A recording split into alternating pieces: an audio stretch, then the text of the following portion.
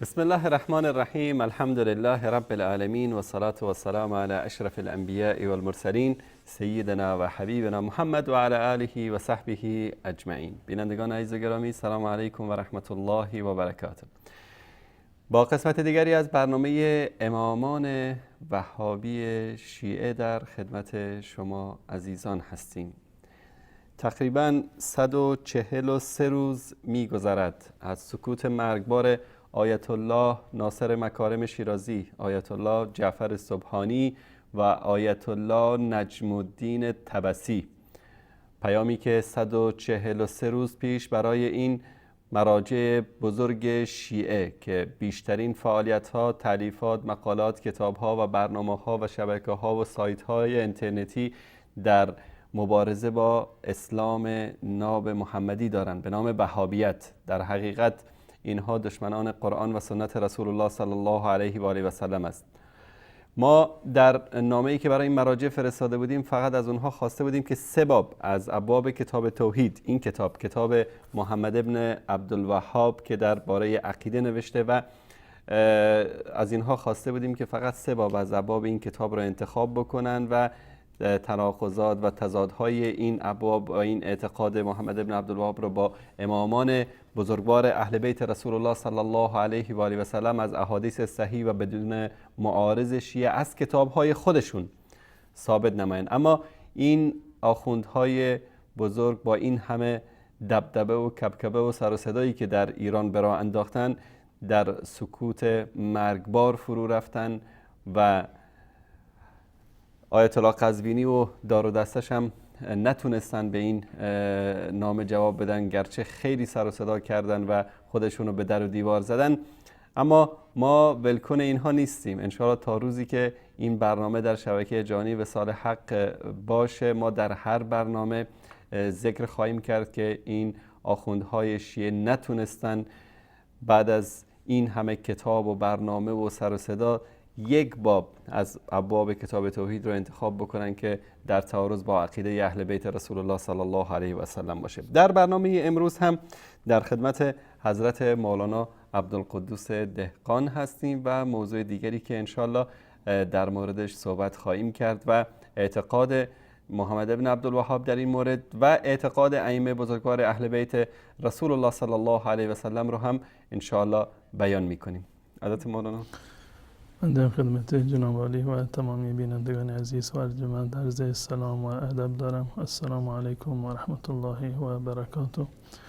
و در خدمت شما هستم با محوریت موضوع نظر برای غیر الله متعال. بله.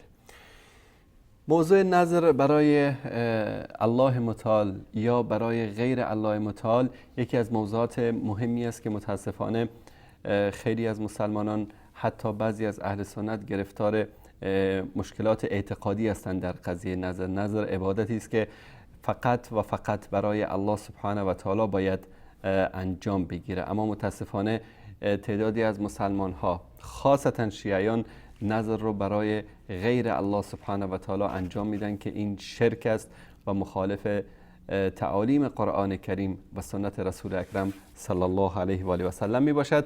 با این موضوع در خدمت حضرت مولانا عبدالقدوس دهقان هستیم و 2 باب از ابواب کتاب توحید رو انشاءالله که در مورد این مسئله است مورد بررسی قرار میدیم و دارم میبینم که مدارکی هم از کتاب‌های شیعه و بعضی از کتاب‌های اینا هم کافی و شافی و دایره الخرافات شیعه هم اینجا در استودیو هست که حتما این اعتقادات محمد ابن عبدالوهاب در مورد این مسائل رو از کتاب‌های شیعه و از روایت اهل بیت رسول الله صلی الله علیه و سلم ثابت خواهیم کرد.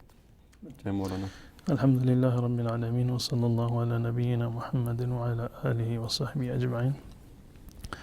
بینندگان عزیز و ارجمندی که در هفته گذشته در خدمتشون بودیم و مباحث را دنبال می‌کردن، مستحضر هستند که ما در هفته گذشته باب 9 کتاب توحید شیخ محمد ابن عبدالوهاب رحمت الله علیه رو بررسی کردیم.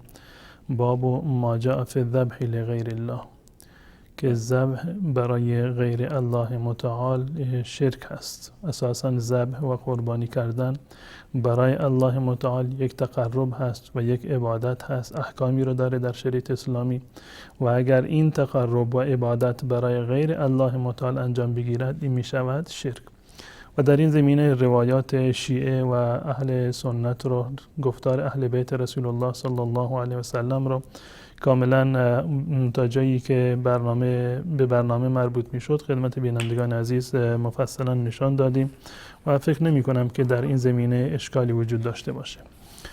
باب بعدی که در اینجا اومده و شیخ محمد بن عبدالوهاب عنوانش رو گذاشته، باب لا یذبح لله بمکان یذبح فیه لغیر الله هست. باب دهم هست.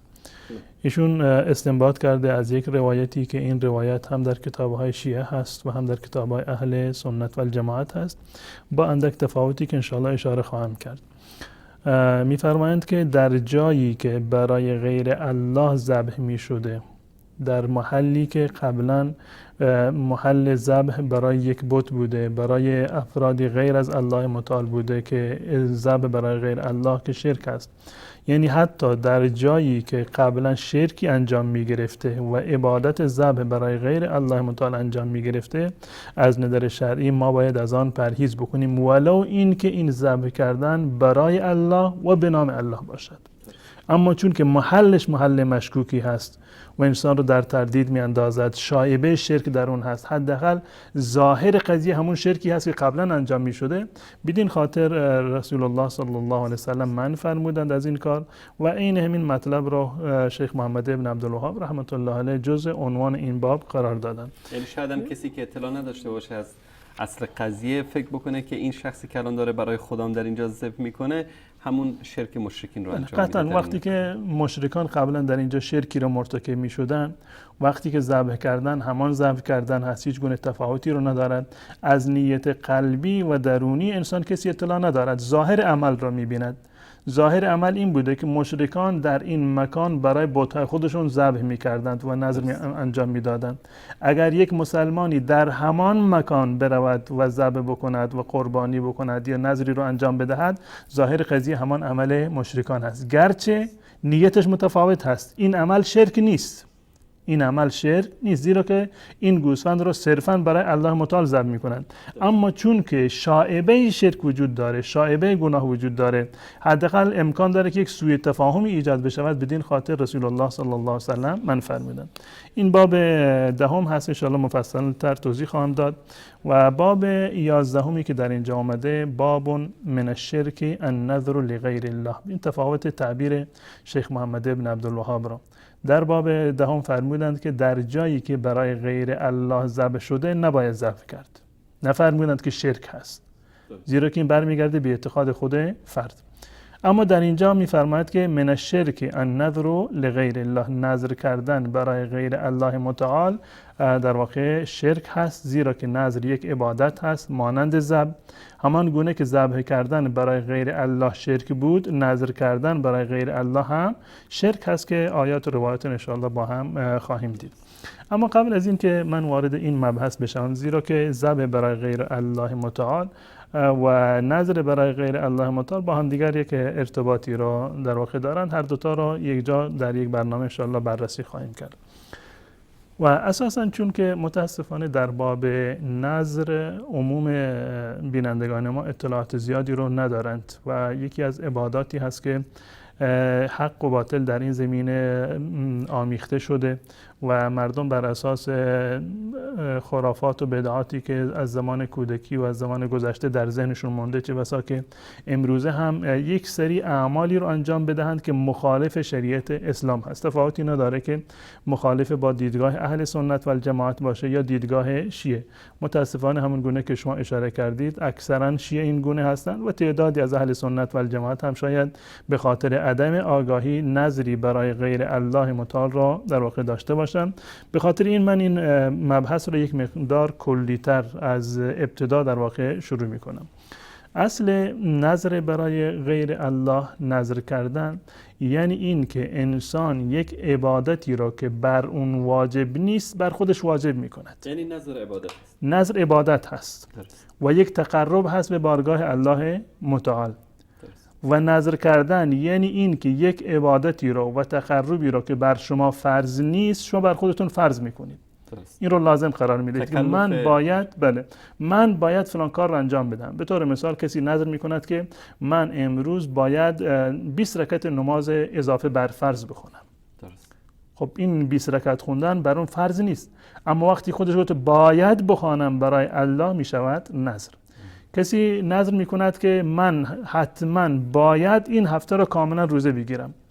روزه گرفتن کل هفته و حتی یک روزش هم بر شما فرض نیست، اما وقتی که انسانی اومد و فرض کرد بر خودش که من باید این کار رو انجام بدهم، این می شود نظر. و نظر چون که عبادت هست صرفاً باید برای الله متعال باشد. صرفاً باید برای الله متعال باشد. در این زمینه روایات اهل سنت، آیاتی که در این زمینه وجود دارند و روایاتش یک کاملا همسو هست. یعنی نظر اساساً باید برای الله متعال به نام الله و به خاطر رضایت الله متعال انجام بگیرد. اما متاسفانه من نمیدونم که این همه وسعت نظری که در میان شیعه وجود دارد، عوام شیعه نظر برای غیر الله رو عملا انجام میدهند، این رو از کجا و با چه مجوزی در واقع اومدند آخوندها تبلیغ کردند و با عنوان یک عبادت این رو دارند انجام میدهند. نظر اساساً باید برای الله متعال باشه. نظرهایی که در قرآن اومده و در احادیث رسول الله صلی الله علیه و سلم اومده، مانند جریان حضرت مریم که فرمودند اذ قالت امرأة عمران رب انی نذرت لك ما فی بطنی. نذرت لك یعنی من نظر کردم برای تو، یعنی نظر باید برای الله متعال انجام بگیره در سوره مریم. یا در ادامه میفرماید فإن ما ترین من البشر احدا فقولی انی نذرت للرحمن صوما. من نظر کردم برای رحمان، یعنی نظر برای غیر الله متعال جایز نیست. و در این زمینه روایات متعددی از اهل سنت و شیعه در واقع وجود داره. پس بنابراین نقطه اول این است که نظر یعنی واجب کردن یک عبادتی که اساساً واجب نبوده شما بر خودتان واجب میگردانید. مجبور نیستید این کار رو انجام بدید، خودتان را مجبور میکنید که من باید فلان کار رو انجام بدم. این میشود نظر. نظر باید اساساً برای الله متعال باشد، برای غیر الله متعال نظر جایز نیست. یعنی همون شروطی که در هر عبادتی وجود دارد که باید خالصانه برای الله سبحانه و تعالی باشه. خالصانه باید برای الله متعال باشد. ذکر فرمودید در هفته گذشته قل ان صلاتی و نسکی و محیای و مماتی، زیرا که تمامی عبادت ها، هر گونه‌ای که عبادت هست، هر عملی که عبادت شمرده می شود و یک نوع تقرب هست و انسان امید ثواب دارد که من با انجام این عمل به الله متعال نزدیکتر می شوم، این عمل را باید برای الله متعال انجام داد. نظر برای غیر الله و تقرب برای غیر الله متعال حرام هست و در واقع شرک هست، زیرا که عرض کردیم که نظر برای الله متعال عبادت هست و اگر همین نظر برای غیر الله متعال انجام بگیرد می شود شرک. مانند این که کسی به نام صاحب قبری نظر بکند، من نظر می کنم این گوسفند را برای امام حسین نظر بکنم، یا یک غذایی را من برای امام حسین بدهم. اگر هدف ایصال ثواب باشد یک بحث جداگانه هست. بحث ایصال ثواب یک امر کاملا جداگانه است. کسی گوسفندی را نظر نمی کند، برای الله متعال ذبح می کند. هفته گذشته هم توضیح دادم که برای الله هست و به نیت و به نام الله متعال هست، منتها ثوابش برسد به فلان مرده، هیچ گونه اشکال شرعی ندارد. اما این که من نظری بکنم به نام امام حسین، به نام سیدنا علی رضی الله تعالی عنه، به نام عبدالقادر جیلانی یا هر کسی دیگر، به خاطر این که تقرب بجویم، نزدیک بشم به فلان امام یا امامزاده، این دقیقاً همون مفهومی هست که عبادت شمرده می شود و انجامش برای غیر الله متعال شرک است. این نقطه اول. نقطه دوم این که اساساً حکم نظر این هست که نظر یک عمل مکروهی هست. نذر یک عمل مکروهی هست و انسان نباید نذر بکند. رسول الله صلی الله علیه و سلم نذری رو انجام ندادند. در هیچ روایتی از روایات نیامده که رسول الله صلی الله علیه و سلم نذری رو انجام داده باشند، نذر کرده باشند. و بدترین نوع نذر این است که ما بر الله متعال شرط بگذاریم، بگوییم که پروردگارا اگر مریض من شفا یافت من 3 روز روزه میگیرم، اگر شفا نیافت که روزه نمیگیرم، اگر فلان شخصی که در مسافرت هست سالم بازگشت من 20 رکعت نماز مثلا میخونم. این بدترین نوع نذر هست که در روایات شیعه و سنی اومده که این نذر و عموما نذر در واقع مکروه هست، انسان نباید نذری رو انجام بدهد. اما اگر کسی آمد نذری رو بر خودش انجام داد، نذر کرد و یک چیزی رو بر خودش واجب کرد، الان حکمش چی هست؟ 2 حکم در اینجا ما داریم. یک حکم اولیه هست، یعنی این که انسانی اقدام بکند برای نذر کردن، مکروهه، چون این عملی رو نباید انجام بدهد. الان آمدیم یک فردی علی رغم مکروه بودنش و مستحب نبودنش آمد نذری رو انجام داد، گفت که من بر خودم لازم کردم که 30 روز رو روزه بگیرم، یا نذر مطلقی باشه یا معلق باشه که اگر الله متعال فلان مریض مرا مثلا شفا داد.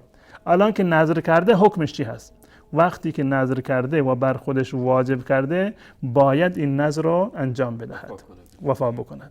در مرحله اول در ابتدا نذر کردن مکروه، مستحب نیست، و در مرحله بعدی در صورتی که نذر کرد باید بر نذر خودش وفا بکند که دلایلش رو انشاءالله از کتاب توحید شیخ محمد بن عبدالوهاب رحمت الله علیه عرض خواهم کرد.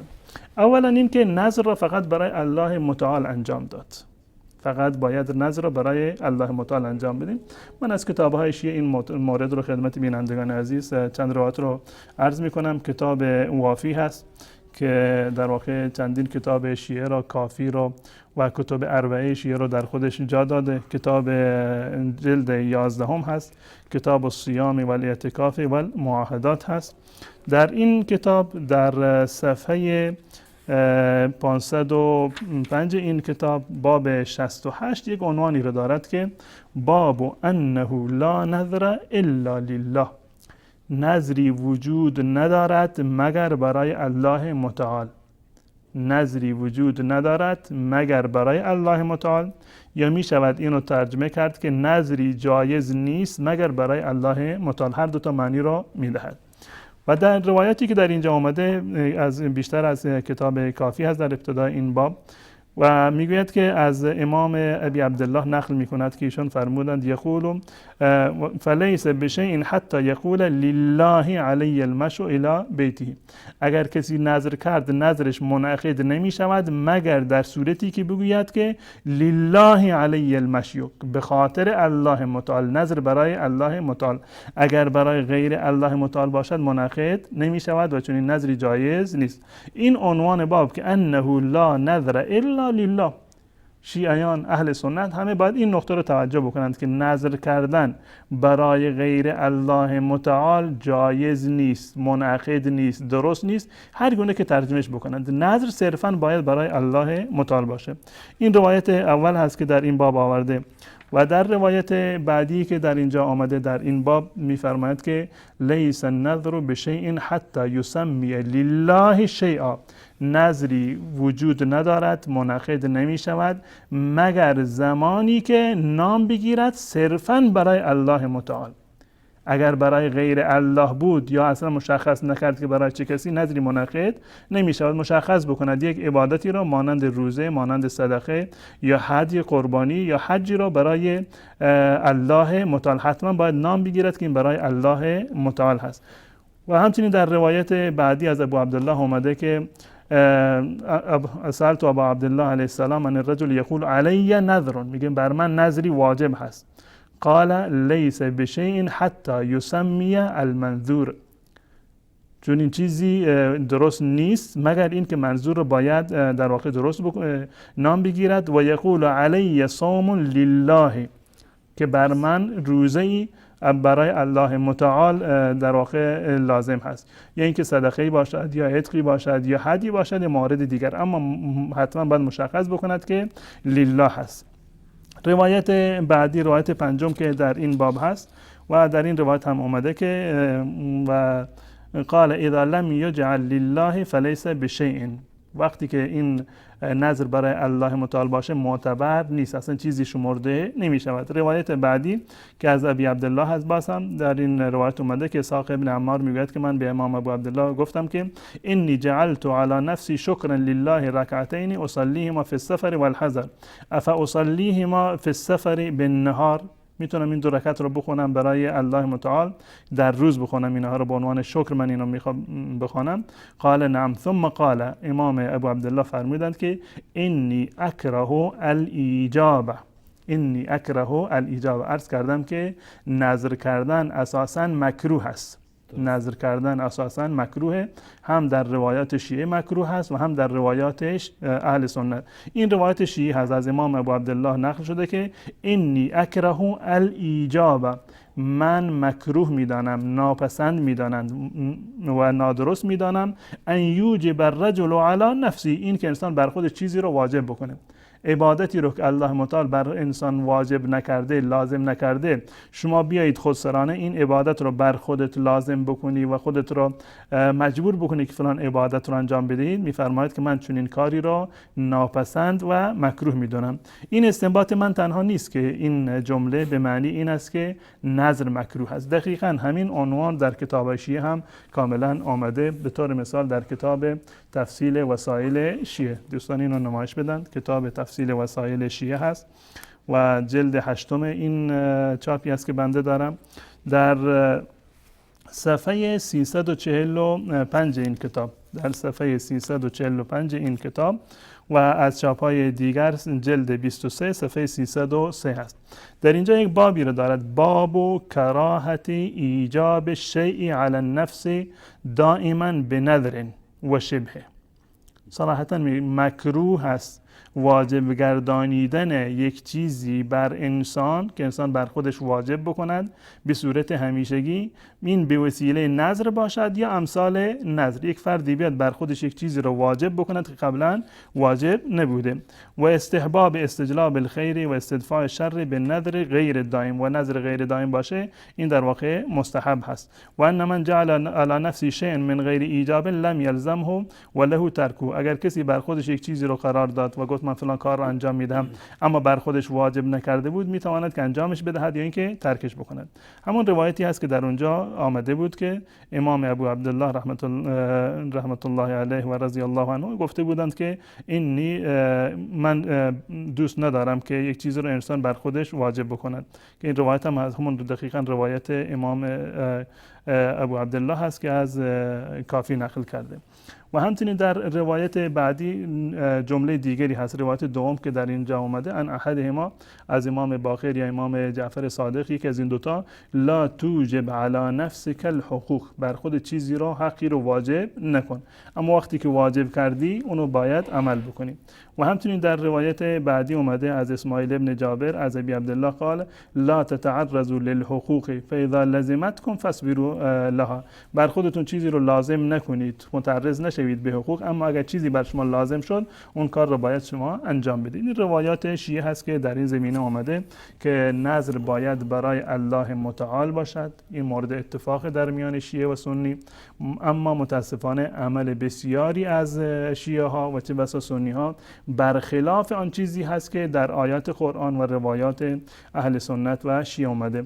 در کتاب‌های اهل سنت و الجماعت هم در این زمینه روایات متعددی وجود دارد که در مورد نذر هست که نذر باید برای الله متعال باشد و نذری که برای غیر الله متعال باشد درست نیست و اساساً نذر هم مکروه است. در کتاب مسلم کتاب النذر و ایمان هست، باب دوم، باب النذر، باب النهی عن النذر و انه لا يرد شیئا، که یعنی این نهی کردن، نهی اون وارد شدن نهی از نذر که رسول الله صلی الله علیه و سلم اساسا انسان رو منع کردن از انجام یک نذری که یک چیزی رو بر خودش واجب بکنند و نذر چیزی رو تغییر نمیدهد. شما این که بیاید مثلا بر خودتون واجب بکنید که اگر فلان کار شد من فلان کار رو انجام میدم، من این کار رو انجام میدم تا فلان کار، فلان مصیبت بر من وارد نشود، این نذر کردن شما هیچ تأثیری را در تغییر واقعیت و در تغییر تقدیر و سرنوشت ندارد.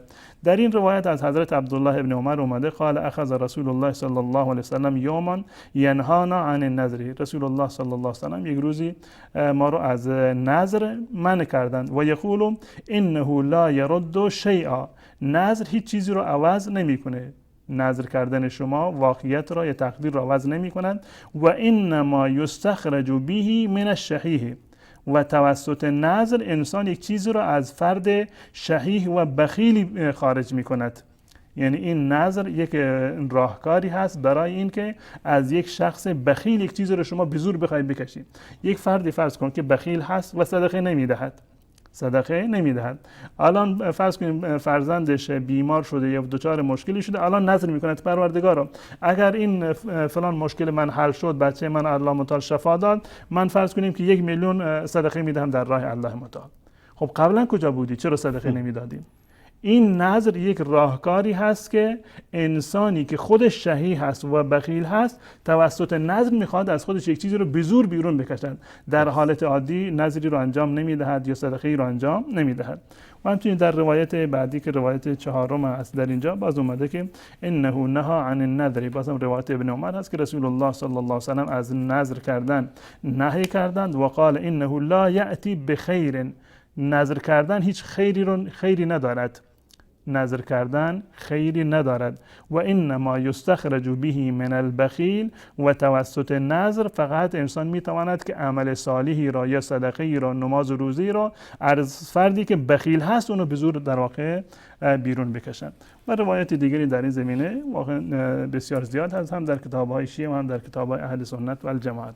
یعنی الان ما به این نتیجه رسیم که اولا نظر کردن کراهیت داره، انسان تا حدی که امکان داره پرهیز بکنن نظر کردن. اما اگر کسی نظر کرد مشرک نمیشه، عمل گناهی رو انجام نمیده. اما اگر این نظر رو برای غیر الله انجام داد این شرک است. و اگر نظری رو بر خودش برای الله سبحانه و تعالی واجب گردانید باید حتما به این وفا بکنه. نظر اساساً مکروه است، مستحب نیست. رسول الله صلی الله علیه و سلم انجام ندادن. با توجه به روایاتی که از رسول الله نقل شده که انما یستخرج به من البخیل، یا قول امام جعفر صادق که فرمودند که این لاکره الایجاب، که من واجب گردانیدن رو بر خود یعنی مکروه میدونم و ناپسند هست. و اضافه بر این که رسول الله صلی الله علیه و سلم انجام ندادن. یک کار ناشایسته‌ای هست و مکروه هست. اما اگر کسی انجام داد، بر خودش نذر کرد از نظر شرعی، باید بر نذر خودش عمل بکند. اگر نذرش نذر طاعت باشه. اما اگر نذر معصیتی باشه که در روایت در کتاب هست که نذر معصیت رو انسان نباید انجام بدهد. و نقطه دیگری که در این زمینه برای اینکه کل نذر رو یعنی قضیهش کاملا مشخص بشود، عرض کردم که بعد از این که انسان نذر کرد، با وجود کراهیتی که در این زمینه هست، باید بر نذر خودش وفا بکند در صورتی که نذرش نذر طاعت باشه، عبادت باشه، نذر معصیت نباشد. به طور مثال کسی نذر کرده که من به هیچ عنوان خانه فلان دوستم، فلان برادر و خواهرم، پدر و مادرم نمیروم. خب این نذر معصیت هست، نباید چنین نذری رو انجام بدهد. و اگر چنین نذری رو هم انجام داد، چنین نذری کرد، واجب نیست که بر نذر خودش وفا بکنه. الان اومدیم یک فرد یک نذری رو انجام داده، بر خودش یک چیز رو نذر کرده که من فرض کن 3 روز روزه میگیرم، من 10 رکعت نماز میخونم، یا فرض کن که 100,000 تومان من نذر کردم که به فلان مسکین بدهم. الان نتونست از نظر شرعی حکمش چی هست؟ نذر کرده بود، بر خودش واجب کرده بود، اما عملا فعلا نمیتواند که نذر خودش را انجام بدهد. بنابر روایاتی که در این زمینه وجود دارد، رسول الله صلی الله علیه و سلم در روایتی که در صحیح مسلم هست، روایت عقبه هست که رسول الله صلی الله علیه و سلم فرمودند کفاره النذر کفاره الیمین. کفاره نذر دقیقاً همان کفاره قسم هست. یعنی اگر کسی نذری رو انجام داد و نتوانست روی نذر خودش بایستد، مانند این است که سوگندی رو خورده باشد و حانث بشود. حکمش این است که باید کفاره قسم رو بدهد، به 10 مسکین غذا بدهد یا 10 مسکین را لباس بدهد. و اگر توانایی لباس دادن یا غذا دادن به 10 مسکین را نداشت، حکمش این است که 3 روز روزه بگیرد.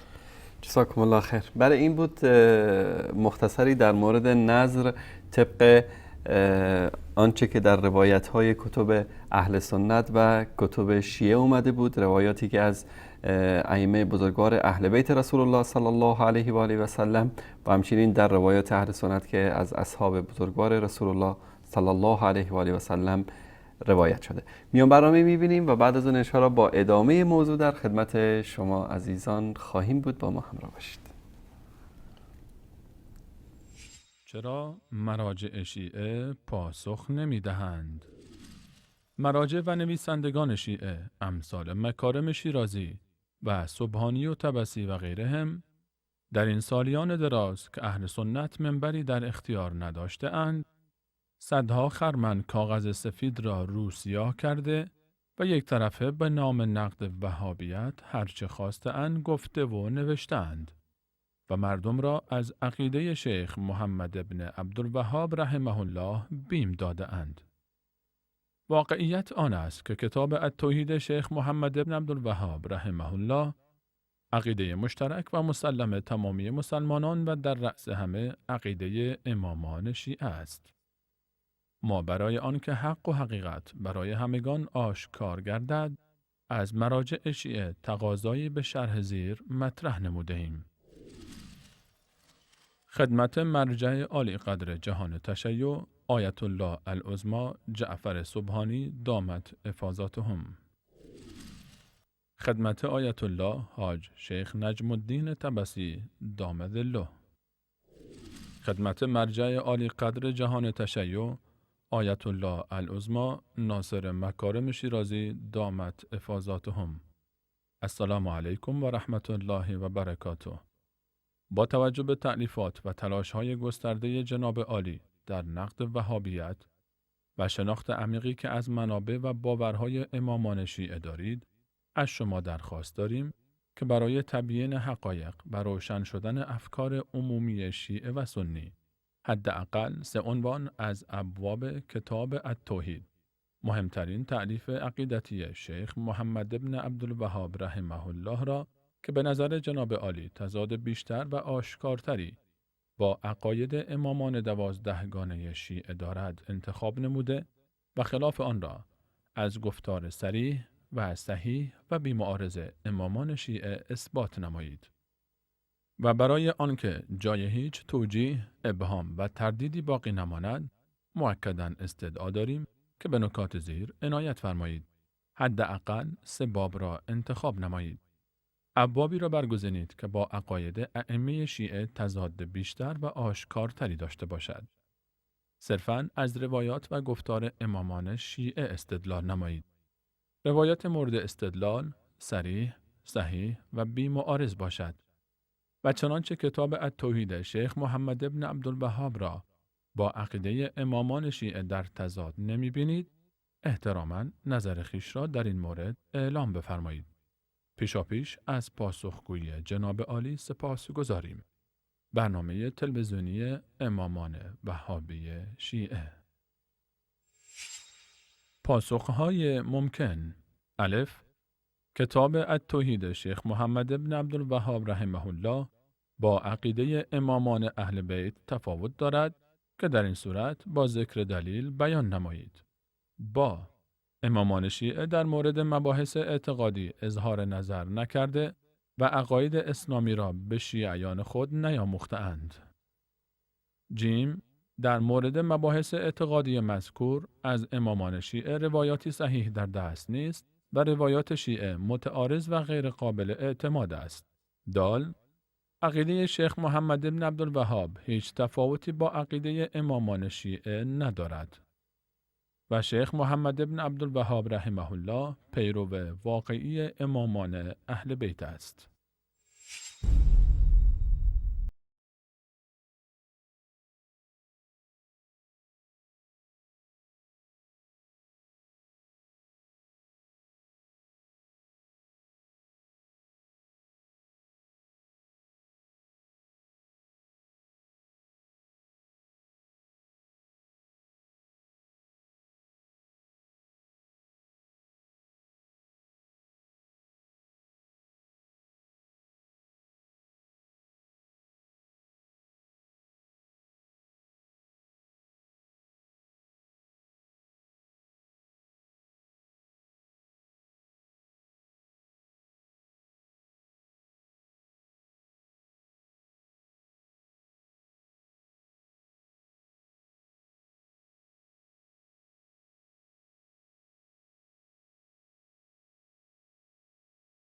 قيم تلوح ومنهج يتألق درر هنا.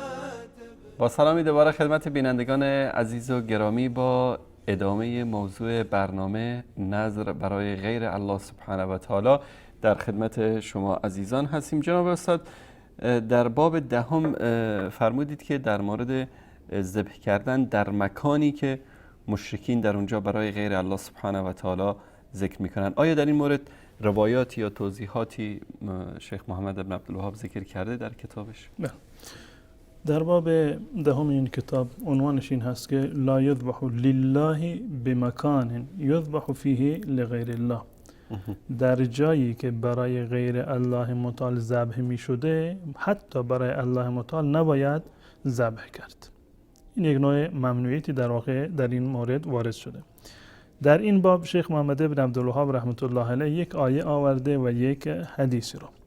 آیه این هست که سوره توبه آیه 108 که و قول الله تعالی لا تقم فیه ابدا، در مورد مسجد ضرار هست.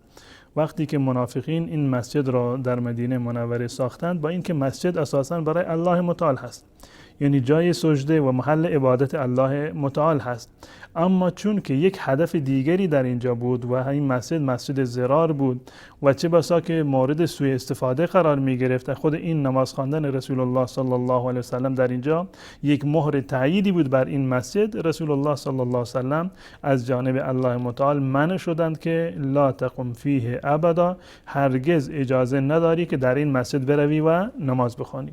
با اینکه هم نماز خوندن از نظر شرعی اشکالی ندارد و هم این مکان یک مکان غصبی نبود، یک مکان حلالی بود و مسجد بود برای عبادت الله متعال در واقع ساخته بود. اما چون که یک سری محظوریت دیگری وجود داشت، یک سری سوء استفاده های دیگری میشد، یک نوع توهمی به وجود می آمد، رسول الله صلی الله علیه و سلم از این کار منع شدند. این آیه هست که در اینجا از این آیه استدلال کرده.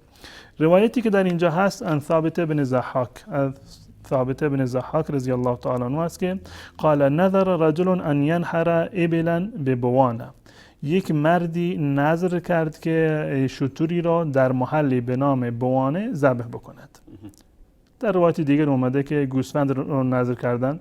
به هر صورت هر چی باشه که نذر رجل ان ينحر ابلا، در این روایت اومده که نذر کرد که شتری را در یک مکان مشخصی به بوانه که جای اسم مکان بود بوانه، در اونجا برود و ذبح بکند. فسأل النبی صلی الله علیه و سلم، ایشون رفت نزد رسول الله صلی الله علیه و سلم اون مرد و سوال کرد که آیا چون این نذری که من انجام دادم، آیا از نظر شرعی نذر من درست هست؟ من این نذر رو انجام بدهم یا انجام ندهم؟ فقال رسول الله صلی الله علیه و سلم فرمودند هل کان فیها وثن من اوثان الجاهلیه یعبد؟ این محل استشهاد هست. آیا در بوانه و در اون جایی که تو میخوای که این گوسفند را یا شتر را ذبح بکنید، قبلا در اونجا بوتی بوده که در ایام جاهلیت این بت را مردم میرفتن و در آن مکان عبادت میکردن؟ معنی سوال این است که اگر چنین هست پس بنابراین نباید بره به اونجا ذبح بکنیم، ولو اینکه الان بوتی نیست. رسول الله صلی الله علیه و سلم میفهمند که در اونجا فعلا بوتی وجود نداره. سوال میکنه آیا در زمان جاهلیت در این مکان بوتی بوده که مردم برن در اونجا عبادت بکنن؟ قالوا لا، گفتند که نه، چنین چیزی وجود نداره. قال فهل کان فیها عید من اعیادهم؟ آیا محل اجتماع مشرکان بوده یا نه؟ مشرکان یک جشنی را، مراسمی را، عیدی رو در اونجا برگزار می‌کردند یا خیر؟ قالوا لا، گفتند نه، در اونجا هیچ بوتی، نه بوتی بوده و نه محل عید بوده، عیدگاه مشرکان هم نبوده که برند در اونجا یک جشن شرک‌آمیزی رو در اونجا برند احیا بکنند. قالوا لا. فقال رسول الله صلی الله علیه و سلم اوفی بنذرک، رسول الله صلی الله علیه و سلم فرمودند پس در این صورت به نذر خودت وفا بکن. در صورتی که در اون مکان بوتی وجود نداشته در زمان جاهلیت و محل عبادت اهل جاهلیت نبوده و در صورتی که محل عید و اجتماع مشرکان هم نبوده، فرمودند که اوفی به نذرک، برو بر این نذر خودت وفا بکن، از نظر شرعی هیچ گونه اشکالی رو هم ندارد. رسول الله صلی الله علیه و سلم هم علت جواز رو بیان فرمودند و هم علت نهی رو. سوال کردند که آیا در اونجا بوتی بوده؟ اگر بوتی بوده به این معنی هست که نظر رو نباید انجام بدیم. آیا در آنجا محل عبادتی بوده یا محل اجتماع و عیدی بوده؟ گفتند که نه، نیست. پس بنابراین اگر این گونه می بود این علت نهی هست که نباید این کار رو در اونجا انجام بدهیم. وقتی که این گونه نیست یعنی این که این نظر تو نظر معصیت نیست و اساسا رسول الله صلی الله علیه وسلم فرمودند که نظر معصیت و نظری که در اختیار انسان نیست این نظر اساسا غیر معتبر هست و این جمله هست که در اینجا فرمودند که فانه این توجیه هست، دلیلی هست برای این که رسول الله صلی الله علیه وسلم فرمودند که الان که این گونه نیست یعنی بوتی وجود ندارد و محل عید و عیدگاه نیست، اوفی به نظرک، برو به این نظر خودت وفا بکن، زیرا که فانه ده بیان دلیل لا وفاء لنذر فی معصیت الله، وفایی در نظری که برای معصیت الله بوده وجود ندارد. یعنی در صورتی که نظر معصیت باشد، در صورتی که نظر یک نوع معصیتی باشد برای الله متعال، لا وفاء، مجبور نیستی که به آن وفا بکنی و جایز هم نیست که به آن وفا بکنی. فإنه لا وفاء لنذر في معصية الله ولا فيما يملك ابن آدم، و همچنین در موردی که در اختیار بنی آدم نیست، یک نذری را کرده که از توان بشریت خارج هست، انسان نمیتونه چنین نذری رو انجام بده. نذر کرده که اگر فلان بیمار من شفا پیدا بکند، فرض کنیم که من به آسمان میپرم، یا یک کار اصلا در حیطه نفوذ انسان نیست، من مثلا کل گوسفندان دنیا رو من صدقه میکنم و ذبح میکنم برای الله متعال. خب همه که مال تو نیستن، تو نمیتونی چون کاری رو انجام بدی. یا این بگه امام زمان رو پیدا میکنم هر جایی که باشه، میرم خدمتگزار امام زمان میشم، هر موارد دیگر از این موارد که باشه. یعنی نظری که نظر معصیت باشد یا نظری که در اختیار انسان نباشد، چون این نظری از نظر شرعی غیر معتبر هست و انسان نباید چون این نظری رو انجام بدن. رواه ابو داود و اسناده علی شرطهما، ابو داود این مطلب رو آورده و سند این روایت بر شرط شیخین هست و خود این روایت اصلش در کتاب صحیح مسلم هست.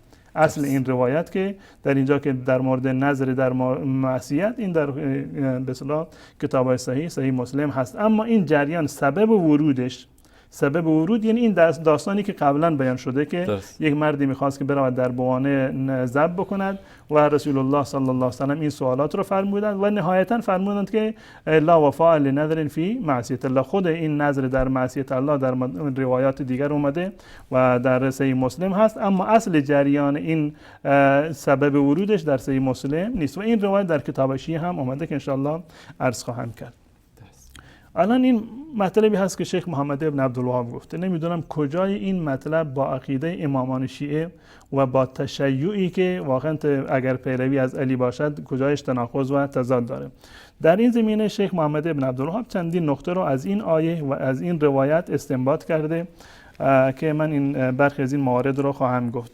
یکی تفسیر قوله لا تقم فیه ابدا، که رسول الله صلی الله علیه و سلم با اینکه مسجد بوده از ایشون منع شدند که نباید در اونجا انجام بده، زیرا که یک محذوریت دیگری در اینجا وجود داشته.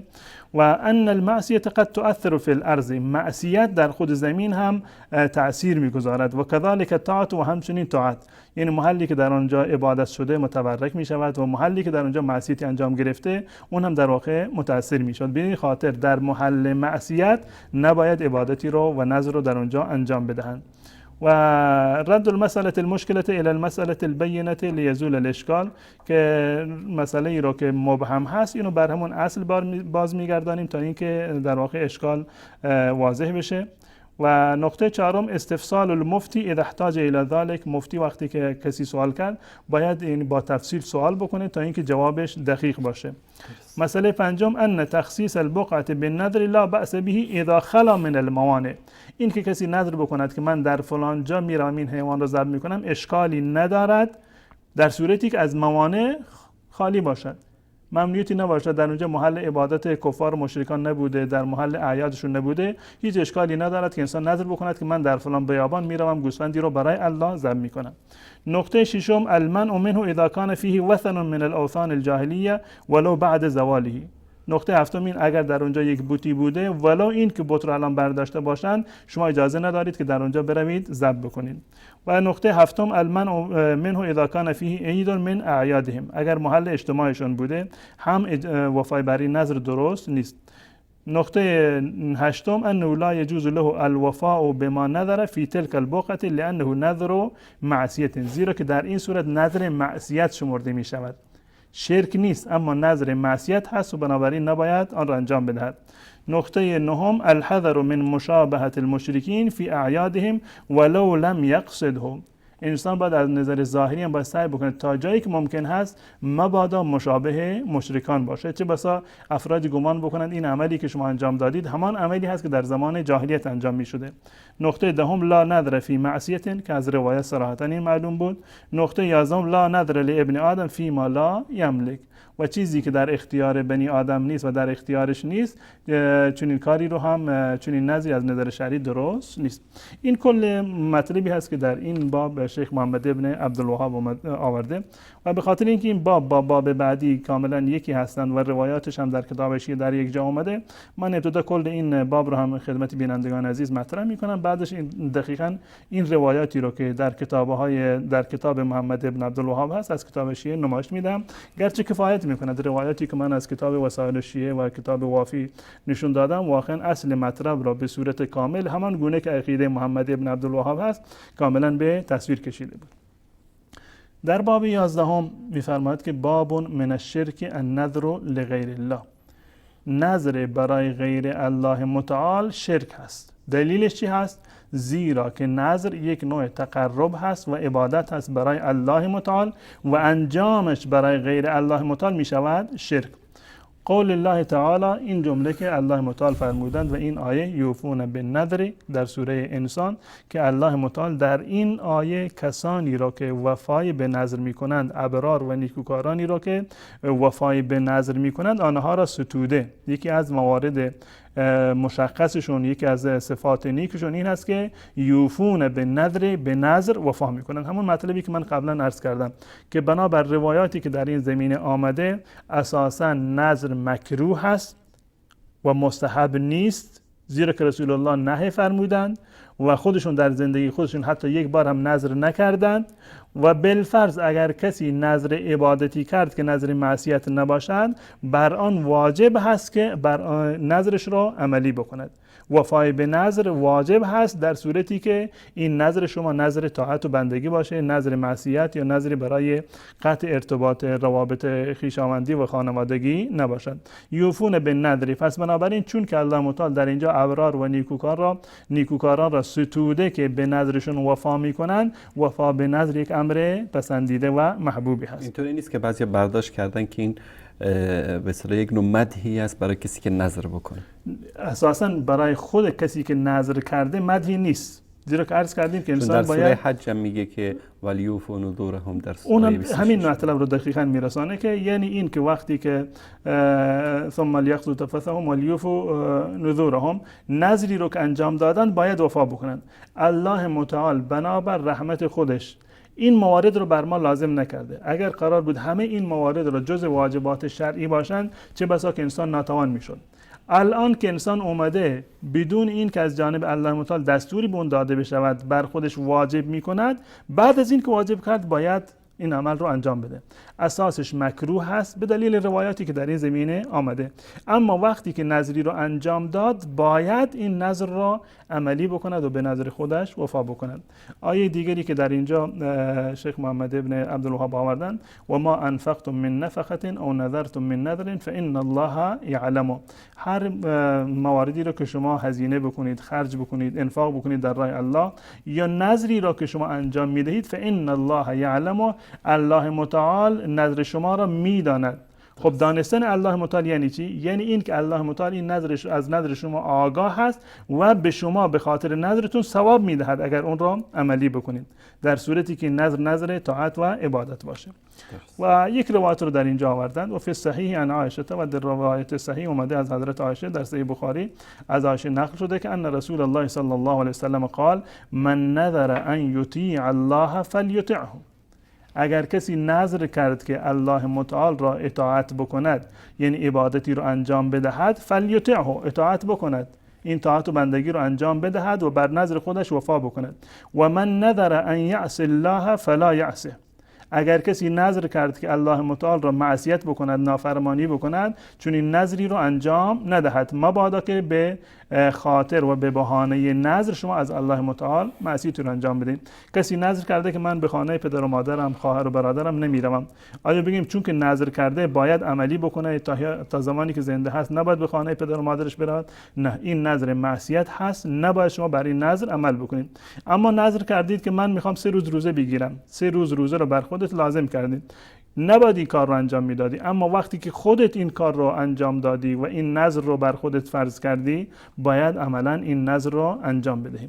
فیه مسائل، در این باب چند تا مسئله و نقطه هست. مسئله اول وجوب الوفاء بالنذر، وجوب وفا به نذر.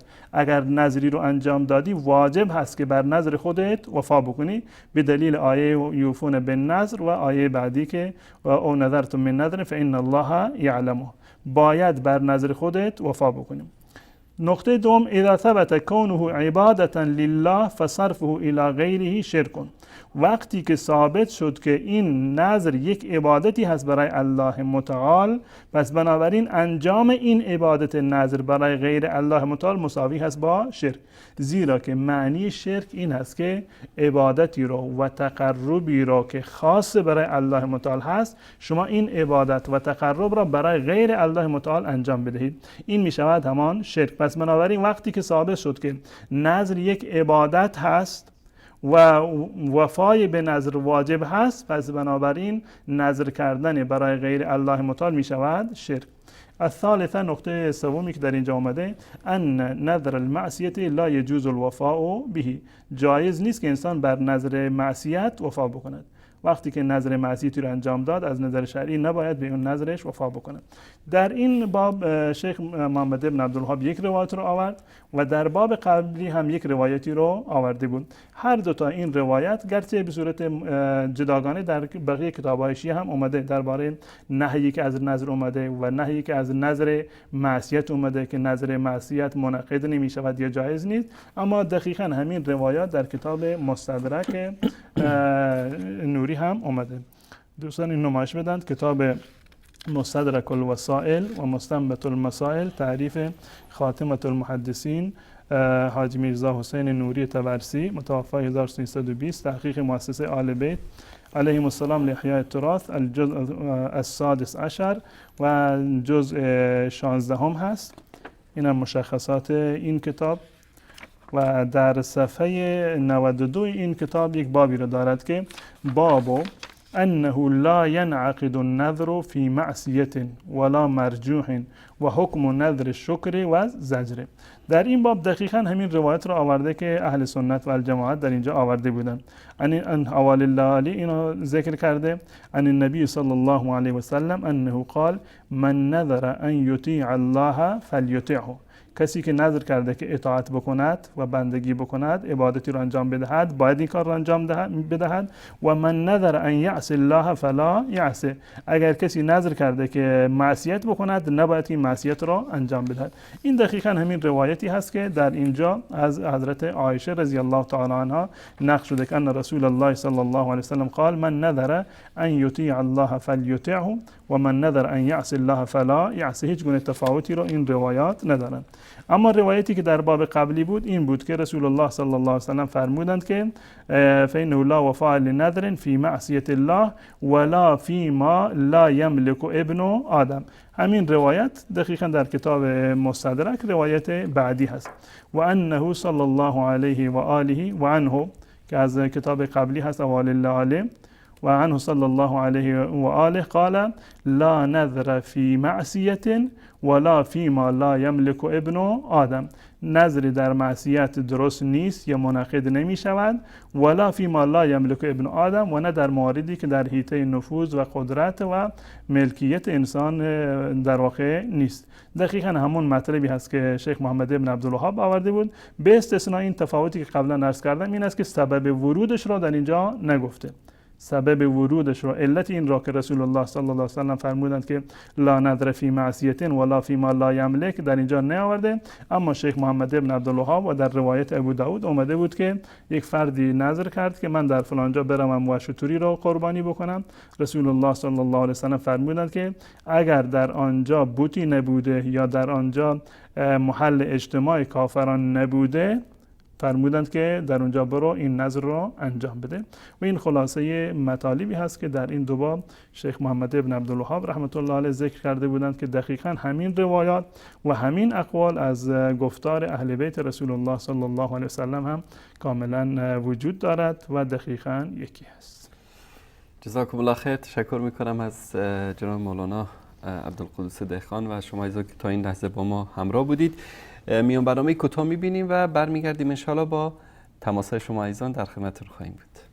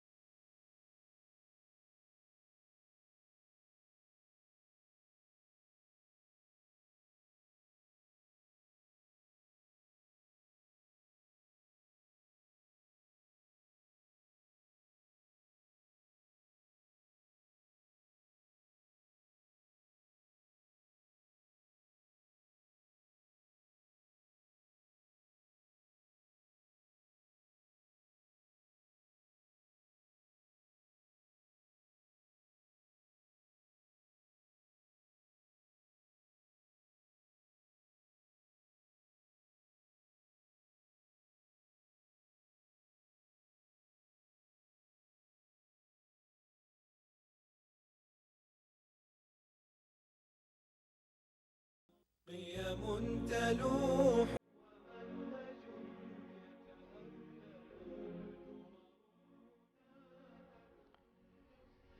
با سلامی دوباره خدمت بینندگان عزیز و گرامی. از همین لحظه شماره تلفن برنامه زیرنویس میشه و شما عزیزان در مورد این قضیه نظر برای غیر الله سبحانه و تعالی و مطالبی که بیان شد در برنامه، اگر شبهه، سوالی یا استفساری دارید میتونید که تماس بگیرید و انشالله از حضرت مولانا عبدالقدوس دهقان بپرسید. جناب استاد، من همینطور داشتم دنبال این قضیه نظر میگشتم در موقعی که میان برنامه داشت پخش میشد. اتفاقا همین آقایی که جعفر سبحانی که ما براش نامه فرستادیم و پاسخ نداده، کسی سوالی کرده که نظر چی است؟ گفته نظر عمل خداپسندانه است که به خاطر تقرب به خدا و جلب رضایت او باید صورت بگیره، اما اگر این رو برای اولیای الهی انسان انجام بده، مثلا اینطوری بگه که هذا للنبی یا نظرت هذا للنبی، این اشکال داره. اما اگر که بیاد بگه که لله علی ان قضیت حاجتی نظرت هذا فلان مثلا شات للنبی صلی الله علیه وسلم، که بر من این برای الله این کار رو انجام میدم که اگر حاجت من برآورده شد این گوسفند رو برای پیامبر نظر بکشم. این گونه در واقع عبارات یک نوع بازی با کلمات هست. اگر انسان دقیق یعنی نگاه بکنه، خب یعنی ایشون یک مطلبی رو قبول دارند که اگر نظر برای پیامبر باشه یعنی این که شرک است. این گفتند که جایز نیست. یعنی اگر کسی بگوید که من این آش رو نظر کردم برای امام حسین، یعنی گفته که ثواب اون رو به یکی از اولیای الهی. خب این جمله اولشون گفته که من اینو نظر کردم برای نظرت ذالک للنبی یا للحسین یا هر کسی دیگر باشد، این مورد جایز نیست. اما اگه گفته باشه که لله علی للنبی، لله علی این قضیت حاجتی ان اذبح هذه الشاة للنبی صلی الله علیه و آله. این عبارتش رو مگر نشون بدن دوستان، این از آقای آیت الله سبحانی اینجا. اولا که این اشکالی نداره. بله، عرض کردم که نظر باید برای الله متعال باشد، بدین معنی که برای تقرب به الله متعال و به نام الله متعال باشه. من نظر کردم که برای الله متعال فلان کار رو انجام بدهم. این اصل نظر هست که صرفاً باید برای الله باشه. برای غیر الله باشه از نظر شرعی جایز نیست و شرک است. آنگونه که مثلا بگه من این کار را برای رسول الله انجام میدم، اون تکه اولی که ایشون گفته بودند که من این کار را برای نبی انجام میدم، یا این گوسفند را من برای امام حسین نظر کردم، یا برای فلان امام من این چیز رو غذا رو نظر کردم. اگر به نام فلان امام باشد که می شود همون نظر برای غیر الله متعال. و انسان باید در گفتار خودش و در هنگامی که نظری رو انجام میدهد، که اساساً عرض کردم که نباید نظری رو انجام بدهد، باید دقیقاً مشخص بشود که هدفش چی هست و بازی با کلمات نباشد. الان عوام مردم خودشون میدانند که نظرشون به چه کیفیتی هست. آیا نظرشون واقعا برای الله متعال هست یا اینکه نظرشون برای امام حسین هست، به نام الله هست یا به نام امام حسین هست. اگر هدف انجام یک عمل خداپسندانه و یک عبادت باشد به این نیت که ثوابش به فلان ولی برسد، اشکال شرعی ندارد. درست. یک کاری رو انجام میدهد، گوسفندی رو ذبح میکند و میگوید که ثوابش به پدرم برسد، به مادرم برسد، به امام حسین برسد یا هر کسی دیگر از اصحاب رسول الله برسد، این از نظر شرعی اشکالی ندارد. اما خود این که آیا ایصال ثواب برای رسول الله صلی الله علیه و سلم از نظر شرعی درست است یا درست نیست، خود این کار یک کار بیهوده‌ای هست. این که من یک گوسفندی رو ذبح بکنم یا این که چند رکعت نماز بخوانم برای رسول الله صلی الله علیه و سلم که ثوابش به رسول الله صلی الله علیه و سلم برسد، و طبعا ائمه هم این گونه هستند، این یک کار بیهوده هست. زیرا که رسول الله صلی الله علیه و سلم فرمودند الدال علی الخیر کفاعله، اون کسی که راهنمای یک خیری بوده، اگر یک کسی اون کار را انجام بدهد در واقع ثواب به همون اصلی هم میرسد. در روایت اومده که من سن فی الاسلام سنتا حسنه، روایت روایت صحیح مسلم هست که هر کسی که یک سنت حسنه ای رو ایجاد بکند در اسلام و مردم بعد از این فرد بروند بر آن کار خیر عمل بکنند، به اون کسی که بنیان گذار این سنت حسنه بوده در واقع به اونم ثواب میرسد بدون این که از ثواب دیگران کاسته بشود. این که ما نماز میخوانیم، روزه میگیریم، هر عبادتی رو که انجام میدهیم، همان گونه که به ما ثواب میرسد به رسول الله صلی الله علیه و سلم هم ثواب میرسد، زیرا که ایشون بانی این خیر بودن، مبلغ این خیر بودن. پس بنابراین نیازی نیست که من یک عبادتی رو خاص بکنم به خاطر ایصال ثواب به رسول الله صلی الله علیه و سلم. اما عرض کردم تا جایی که ممکن هست انسان باید از اعمالی که شبهه در اونها وجود دارد، شبهه شرک در اونها وجود دارد، این رو باید ما از این پرهیز بکنیم.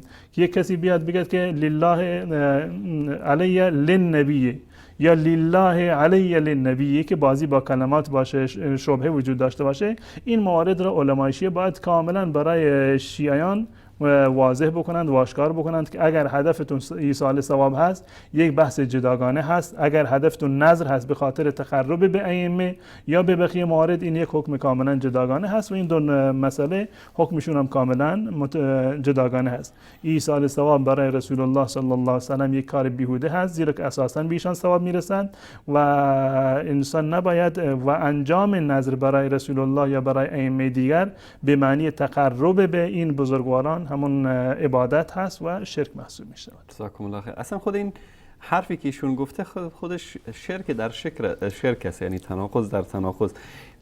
یعنی با خدا تعهد میکنم، ترجمه فارسیش هم گفته، با خدا تعهد میکنم که اگر حاجت من برآورده شد این گوسفند را برای پیامبر ذبح کنم. خب یعنی چی که برای پیامبر ذبح بکنم؟ خب این باید مشخص هم نظر برای غیر الله شد و هم ذبح برای غیر الله. جزاکم الله خیر. میریم سراغ تماس‌های شما عزیزان. بیننده گرامی سلام علیکم، بفرمایید.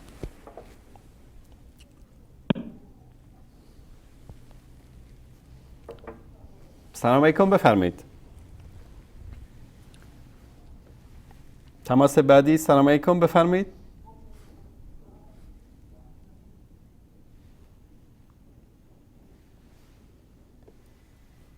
بله بفرمایید بیننده گرامی. سلام علیکم انصاری آیزخمان. علیکم السلام و رحمت الله. ببخشید من دو تا سوال دارم در رابطه با موضوع برنامه اگر هست بفرمایید. بله چشم. در مورد موضوع سوال اولتون در مورد ذبح قصابی که مثلا توی خرید و فروش یا برای گرسنگی یا برای کاری گوسفندی رو ذبح میکنه، این چجوری میتونه این ذبح رو برای الله تبارک و تعالی انجام بده؟ خدا هم فرموده کلمون ذکر اسم الله علیه فلا تنسوا. این سوال اول. سوال دوم آقای حسینی جانم من از شما خواهش میکنم وقتی که برنامه ما اینجا جریان داره شما با دقت گوش بکنید. حضرت مولانا در اولین قسمتی که در مورد ذبح غیر الله صحبت شد فرمودن که اگر کسی گوسفندی رو برای الله ذبح میکنه، میگه بسم الله الله اکبر بار الله، سر این گوسفند را خاص به خاطر تو بریدم، بعد گوشت اون رو میخوره، به دوستاش میده، تو خونش میپزند، هیچ اشکالی نداره. شما چرا تکرار مکررات رو میکنید؟ یک چیز جدید بیارید برادر گرامی. خب من منظورم همین بود که یعنی اون لا تأکل مما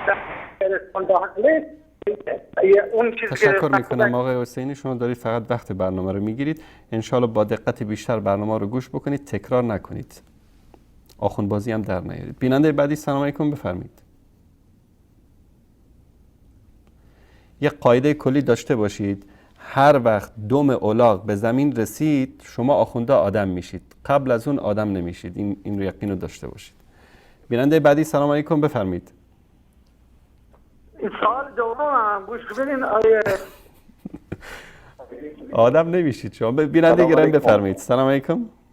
سلام علیکم. خسته نباشید. سلامت باشید. خب میشه خودتون رو معرفی کنید؟ محمد هستم. محمد از ایران. محمد جان بفرمایید برادر عزیز. آره به نظر من آقای انصاری بندی هم راستشو بخواید توکل بر خدا واقعا یک چیزی که باید باشه. یعنی عبادت پیغمبر یا مثلا امامان یا فرد همیشه عقیدن تو 14 سالگی توجه هستی؟ درست. خداوند یعنی نماز که میخونه برای خداوند. یا مثلا بعد یا از اشیاء متوسل میشن به امام داده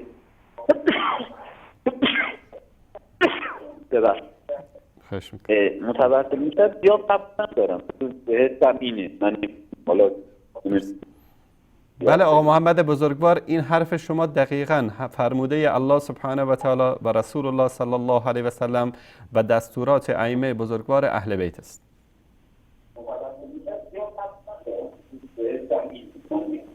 تشکر میکنم. خواهش میکنم. خدا نگهدارتون. بیننده بعدی سلام علیکم، بفرمایید.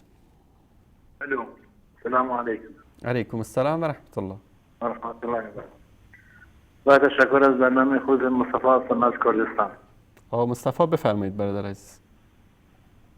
آقای انصاری میبخشی استخاره هم جزء نفس حساب میشه؟ استخاره؟ بله. من میخوام یک کاریم انجام بدم، مثلا 2 رکعت نماز میکنم فدا کارم جور بشه. استخاره باشه در مورد استخاره هم صحبت میکنن جناب مولانا. تشکر از شما. خدا نگهدارتون. بیننده بعدی سلام علیکم، بفرمایید. آقای انصاری بفرمایید.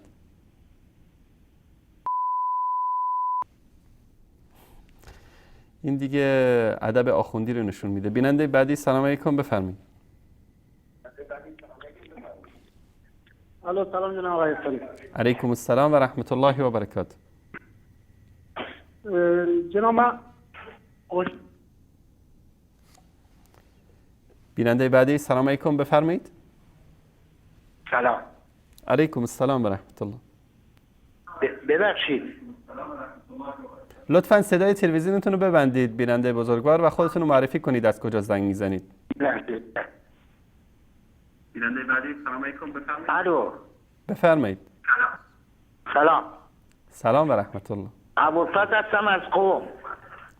ابوالفضل برادر بزرگوار، بفرمایید لطفاً صدای تلویزیون رو ببندید. آقای انصاری سلامت باشید. بستم تلویزیون رو. آقای انصاری کسی که گوسفند میخواد بکشه نمیدونه مثلا طرفی که میخواد گوسفند رو بکشه نمیدونه در راه خداست یا چیه. اون که گوسفند رو میکشه اون طرف ثواب داره براش و مثلا گناه داره. باش چشم سوال مهمی است. باشه مشخص بدون قربان شما. تشکرش. خداحافظ. قربان آقا انصاری. زنده باشید. خدا نگهدارتون. از همین سوال آخر شروع میکنیم جناب استاد. کسی میخواد گوسفند رو بکشه، حالا به خاطر خدا یا به خاطر غیر خدا، قصابی رو آورده، قصابی که این گوسفند رو حالا بسم الله الله اکبر سر بریده، از نیت صاحب گوسفند خبر نداره، آیا اینم در گناه شریک است یا باید بپرسه که این گوسفند برای چیه؟ نه، اون فردی که قصاب هست و صرفاً کسی هست که این عمل رو انجام میده و اون فرد در واقع تقربی رو به غیر الله متعال نجسته.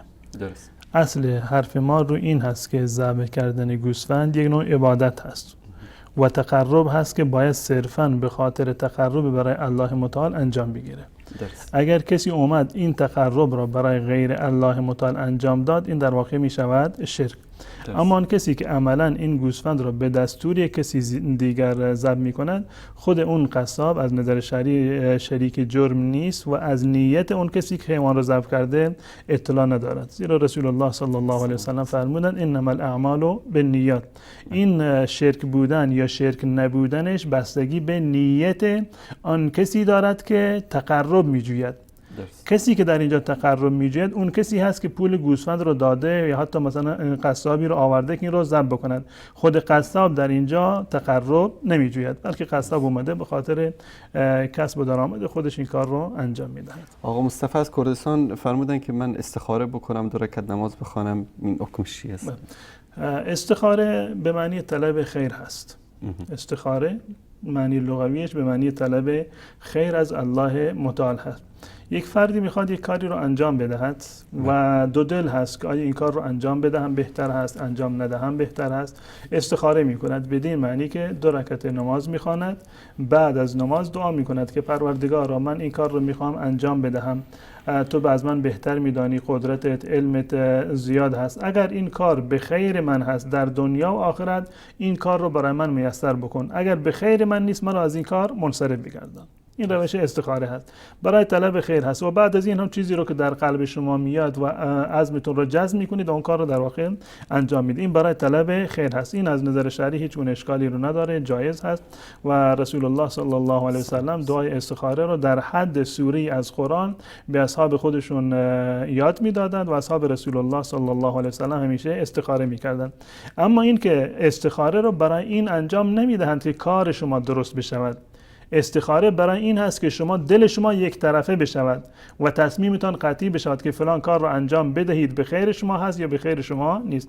اما این که کسی 2 رکعت نماز میخواند به خاطر این که مشکلش حل بشود، این دقیقاً همان نظر هست. دقیقاً همان نظر هست که من 2 رکعت نماز میخوانم به خاطر این که مثلا فلانی رو الله متعال شفا بدهد. این همون نظر عبادت هست برای الله متعال، تقرب به الله متعال به این نیت که الله متعال این فلان مریض ما رو در واقع شفا بدهد، که همون نظر هست که اساساً عرض کردم که نظر مکروه هست. اما اگر کسی چنین نظری رو کرد باید بر اون وفا بکند، اشکال شرعی هم ندارد و واجب هست که بر نظر خودش وفا بکند. جزاکم الله خیر. آقا محمد گفتن شیعه هستن اما به این عقیده هستن که در همه امور باید توکل و توسل به الله سبحانه و تعالی باشه.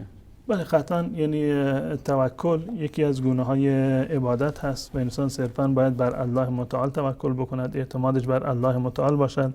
اگر کسی اعتمادش بر غیر الله متعال باشد، این یک نوع شرک هست. توکل خودش یک نوع عبادت و از عبادات قلبی هست و صرفا باید برای الله متعال باشد. و توسل یک بحث کاملا جداگانه هست. توسل یعنی این که انسان یک عبادتی رو به خاطر تقرب به الله متعال انجام میدهد، یک عبادتی رو به خاطر تقرب به الله متعال و این رو سبب قرار میدهد برای یک عمل دیگر. به طور مثال یک فردی میگه که پروردگارا به خاطر این که من هر روز صبح سر وقت میروم مسجد و نمازم رو با جماعت میخونم، فلان مشکل رو مرا حل بکن. خب این توسل به عمل صالح است. به خاطر اینکه من پایبند نماز هستم، به خاطر اینکه من در واقع به پدر و مادرم نیکی کردم، به خاطر اینکه من آدم بدی نیستم، از فلان گناه دست کشیدم، پروردگار فلان حاجت ما را برآورده بکن. این میشود توسل شرعی، هیچ گونه اشکال شرعی رو نداره و دقیقاً همون گونه که شما فرمودید این همان آموزه های اهل بیت رسول الله صلی الله علیه و سلم هستند. جزاکم الله خیر. دوستان عزیز، شما میتونید از طریق شماره تلفنی که زیرنویس شده و همچنین از طریق ایمیلی که در صفحه تلویزیون میبینید سوالاتتون رو یا شبهاتی رو که دارید در مورد قضیه نظر یا ذبح برای غیر الله سبحانه و تعالی مطرح کنید. میریم سراغ تماس‌ها. بیننده گرامی سلام علیکم، بفرمایید. سلام استاد انصاری، خسته نباشید. سلامت باشید. استاد انصاری، من محمد هستم از کردستان. دو سوال دارم خدمتتون. بفرمایید آقا محمد. سوال اول، من یه مثالش جزئی میزنم اگه امکان داره استاد دهقان این رو کلی توضیح بده. در مورد یه بنده خدایی یه شب داره مثلا کشاورزی میکنه. خب بعد یه متاسفانه تماس ایشون قطع شد. احمد جان اگر آقا محمد دوباره تماس گرفتن ایشون رو وصل کنید به استودیو. بیننده بعدی سلام علیکم، بفرمایید.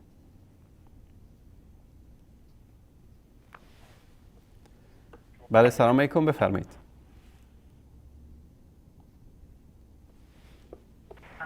بیننده گرامی سلام علیکم، بفرمایید. سلام علیکم، بفرمایید.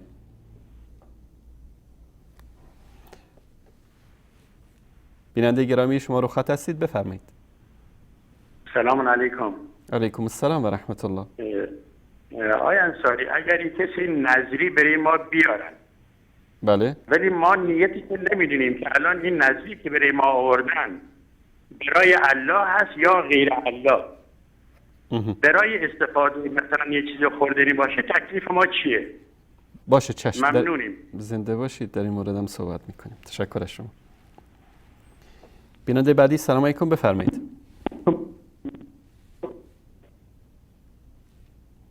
بله سلام علیکم، بفرمایید. تماس بعدی سلام علیکم، بفرمایید.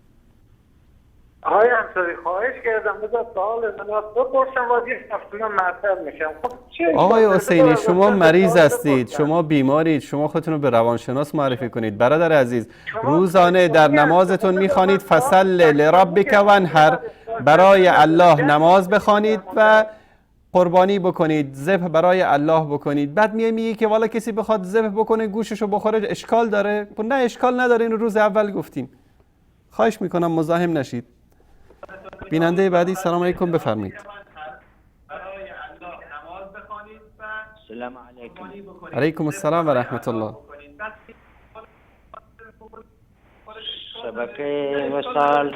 شبکه وصال لطفاً صدای تلویزیون رو ببندید و با گوشی تلفن صحبت کنید. بیننده گرامی سلام علیکم. علیکم السلام و رحمت الله. خسته نباشید حاجی آقا. سلامت باشید. بفرمایید سوالتون رو بیننده گرامی. قربان من یک فردی هستم از سننده زنگ میزنم. بفرمایید. بلا من 3 تا بچه داشتم از بین رفتم. میخواستم یه سوالی از بکنم. 3 تا بچه داشتم، بچه هم از بین رفتن توی داعش بین رفتن. میخوام بگویم اینا سوال بابا فرزندی دارن در قیامت؟ باشه که من راضی نشدم. باشه چشم، در این مورد انشاءالله صحبت میکنیم. تشکر از شما. تشکر از شما بیننده گرامی. بیننده بعدی سلام علیکم، بفرمایید. سلام علیکم. سلام و رحمت الله. شب شما بخیر. شب شما بخیر، بفرمایید. من سوالی نداشتم، فقط یه دعای خواستم از جناب مولانا. چند تا مشکل داریم تو زندگیمون. حتما اشارات مولانا دعا خواهند کرد. تشکر از شما. سلامت باشین. خدا خیر. زنده باشید. خدا نگهدارت. بیننده بعدی سلام علیکم، بفرمایید. سلام علیکم خدمت شما انصاری بینندگان هستم. علیکم السلام و رحمت الله. آقای انصاری از زبان در مورد توکل شیعه هم اعتقاد داره که توکل فقط بر الله متعال است و فرق میکنه با توسلی که حالا این کسا و موضوع برنامه نظر برای غیر الله است. بیننده گرامی اگر در این مورد صحبت کنید. خب آقای انصاری شما قرار بود مناظره در موضوع توحید بکنید، چی شد آخرش؟ کجا رسید؟ آقای محترم بیننده گرامی در مورد نظر اگر سوالی دارید بفرمایید. درباره توحید مناظره می‌کنید یا نه شما آخرش؟ شما برید کمی نصرت بکنید ناصر مکارم شیرازی رو که این دیوس بی غیرت بیاد جواب بده به نامه‌ای که 143 روز شده که براش فرستادیم تا هنوز ساکت، تا الان ساکت است و پاسخ نمیده. به قول آیت الله میبخشید حجت الاسلام حسن اللهیاری، این یهودی زاده ولد الزنا اول بیاد این نامه‌ای که براش فرستاده شده جواب بده، بعد از اون انشالله میریم تک تک مناظره در هر موردی که میخوان باشون مناظره میکنیم. ما هیچ مشکلی نداریم، منتها مرد بشن خودشون بیان این علاقه مزغهاشون رو نفرستن که امثال کسایی که میان ادعای مناظره با حضرت مولانا میکنن ارزش لنگ کفش مولانا عبدالقدوس دهقان رو هم ندارن و ما بارها دروغگویی و تلبیس و خیانت اونها رو ثابت کردیم. حتی قزوینی این ارزش رو نداره، چه برسه به ابوالقاسمی و یزدانی و بقیهشون. منتها برید یک کمی به داد ناصر مکارم شیرازی برسید که بیاد پاسخ بده به نامه‌ای که براش فرستادیم. از این جوابا خوشتون میاد. کلیپ حسن اللهیاری رو بعد از برنامه پخش میکنیم تقدیم به شما و به همه کسانی که ناصر مکارم شیرازی رو دوست دارن. جناب استاد بیننده سوال جالبی کردن، سوال خیلی مهمی است. روز عاشورا هست، نظری آوردن در خونه، غذای خوشمزه، حالا این رو بخورن یا نخورن، یا اینکه این برای غیر الله هست یا نیست؟ ببینید در این مورد برای اینکه برای غیر الله هست یا نیست اینو باید خودمون فرد تشخیص بده، اون کسی که این کار رو انجام داده. آیا اگر برای هدفش کسی آورد همین عرض میکنم که این که ما نمیتونیم حکم بکنیم که این برای غیر الله بوده یا برای الله متعال بوده، زیرا که دقیقا ما از نیت آن کسی که این نظر رو داده ما اطلاعی رو نداریم. ایشون خودشون در جامعه هستند، بهتر میدونند که مردم عموما به چه خاطری نظر میکنند. نظر برای امام حسین به چه معنی هست؟ آیا به این معنی هست که ثوابش برای امام حسین برسد، ایشون نیازمند ثواب این غذا هستند، یا به این معنی هست که این فرد نظری دهنده میخواد که تقرب بجوید به امام حسین، رو داشته باشه نزد امام حسین؟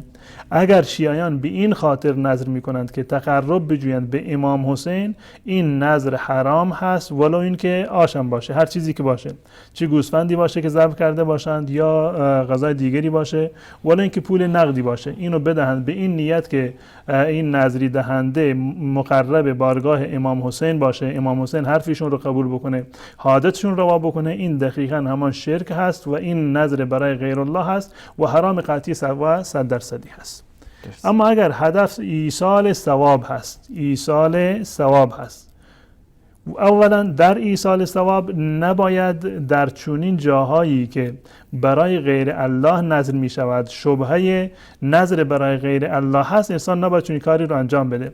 اگر واقعا کسی دوستدار امام حسین رضی الله تعالی عنه است و میخواد که ایصال ثواب بکند، ثوابی به امام حسین برسد، خب این عمل را در جای دیگر که شایبه شرک نداشته باشد این عمل را انجام بده. در طول سال گوسفندی رو ذبح بکند، بگه پروردگار من این گوسفند را به نام تو و برای تو ذبح کردن، ثوابش را در میزان حسنات امام حسین قرار بده، هیچ گونه اشکال شرعی نداره.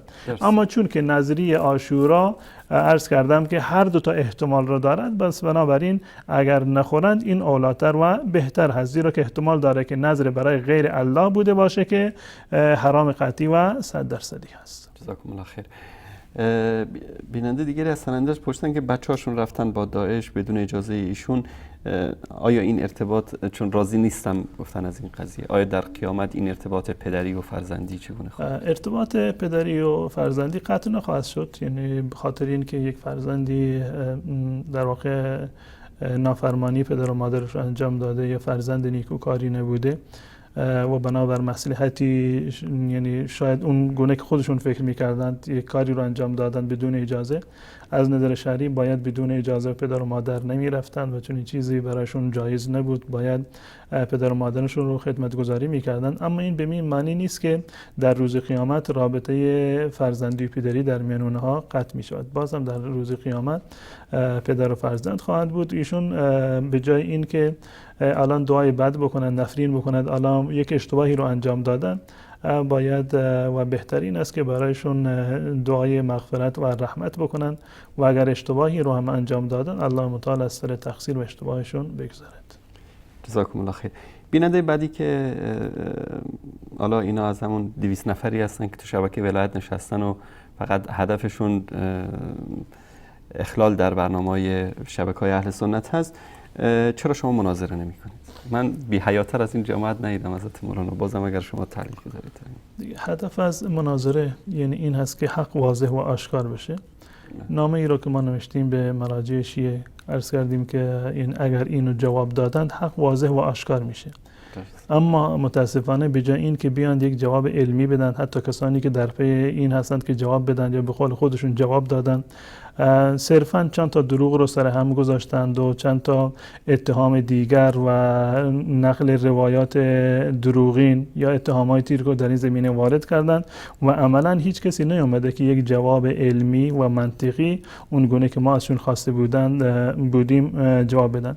و این نامه رو ما برای 3 نفر از مراجع نوشتیم و دقیقاً متن همین نامه رو حتی برای کارشناسان شبکه ولایت هم فرستادیم. تا حالا حتی آقای قزوینی و دیگران هم در این زمینه پاسخی رو ندادن. ما متعهد هستیم، متعهد شدیم، اعلام کردیم که اگر جواب علمی رو برای ما بفرستند، ما در اینجا خط به خط خدمت بینندگان عزیز اون رو نمایش خواهیم داد و جواب خواهیم داد و هدف مناظره چیزی غیر از این هم نیست. همین نامه ما که طلب حالا گفتگو یا مناظره هر چی میخوان اسمشو بگذارن یا پاسخ به این مطلب دقیقاً در یعنی مسئله توحید است. دقیقاً خود کتاب توحید هست و تمامی این موارد که هستند یک نوع تقرب هستند به الله متعال و تمامی این اعمال مانند ذبح کردن و نذر کردن برای الله متعال گونه های عبادت هستند و تمام ابوابی که در کتاب توحید شیخ محمد ابن عبدالوهاب رحمت الله علیه آورده اینا تمام وابسته به توحید و اصل توحید است. توحید الوهیت و توحید عبادت هست که اصل هست و اگر این رو جواب دادن ما حاضر هستیم که پاسخهای علمی اونها رو خدمت بینندگان عزیز اینجا بررسی بکنیم تا اینکه بینندگان عزیز ما به حق و حقیقت انشاءالله پی ببرند. آقا بابک نوشتن که سلام به شما، جوان 19 ساله هدایت یافته هستن از تهران. راستش این برنامه امامان وهابی یکی از بهترین برنامه هاست چون یک برنامه مستمر و دنباله‌دار است و این خیلی مهمه. از شما تشکر میکنم، مخصوصا از مولانا دهقان. به مولانا بگید خیلی دوستش دارم و برایش دعا میکنم، التماس دعا برای موفقیتم، الله حافظ و نگهدارتون.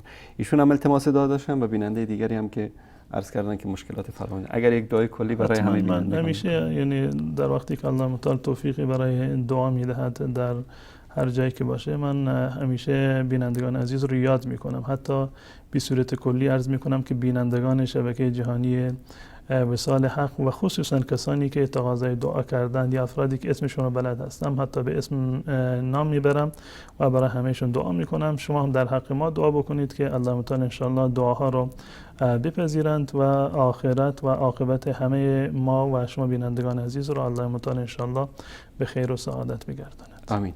جزاکم الله خیر. تشکر ویژه از شما جناب حضرت مولانا عبدالقدوس دهقان و تشکر از شما بینندگان عزیز که تا این لحظه با ما همراه بودید. 143 روز میگذرد از فرستادن پیام های ما به جناب مولانا. مثل اینکه سوالات قزوینی مونده، درسته؟ یا سوال ندارید این هفته؟ سوال اگر من در فکر سوال نبودم، اما میتونم این سوال به عنوان سوال شما رو سوال نهم برای اینکه این هدف چون که از این برنامه این است که واقعیت آشکار بشه. یعنی حد به قول آقایون حد مرز و شرک باید کاملا مشخص باشه و انسان سعی بکنه که از اون چیزهایی که شایبه شرک در اونها هست انسان مسلمان باید پرهیز بکند، زیرا که رسول الله صلی الله علیه و سلم فرمودند هر کسی که دور و بر حماه و منطقه‌ای که در واقع قرنطینه هست یا دور بر گناه بگردد نهایتش منجر به گناه می شود و آلوده به گناه می شود. انسان باید یک حد و مرزی رو داشته باشه و در جاهایی که شایبه شرک و شایبه گناه وجود داره باید انسان خودش رو کاملا از این موارد دور بکنه، نه به خاطر نه این که بیاد یعنی دنبال بهانه بگردد که تا این که یک عملی را که ظاهر شرک هست و شرک آمیز هست یک عبادت جلوه بدهد. این از اعمال یک فرد مسلمان نمیتونه باشه. انسان مسلمان باید این گونه عمل بکند که اگر در یک موردی شایبه شرکی وجود داشته باشد باید از چنین موارد کاملا پرهیز بکنه. سوالم این است که تفاوت نذر برای الله و نذر برای حسین در چی هست؟ این تفاوت این نذر رو که برای الله انجام میگیرد یا برای حسین انجام میگیرد، تفاوت این رو از نظر علمی بیان بکنن تا این که کاملا مشخص بشه که آیا نذری که برای حسین انجام میگیرد برای امام حسین هست یا برای ایصال ثواب به امام حسین هست، آیا ایصال ثواب برای ائمه جایز هست، اساسا امامان شیعه نیازی به ثواب دارند یا خیر.